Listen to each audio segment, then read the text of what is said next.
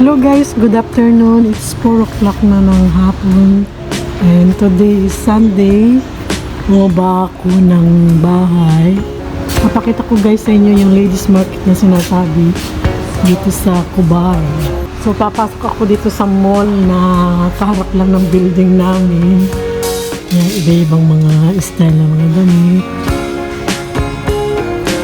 Karamihan ngayon ang naka-display is pang taglamig. Ayan. Maliit lang itong mall na ito. Halos katapat lang ito ng building namin. Ito shop ng mga bags, mga branded na bag. Ito tindahan ng mga gold. Actually lahat ng kailangan ng isang kagaya ko, andito lang sa lugar na ito sa ladies market.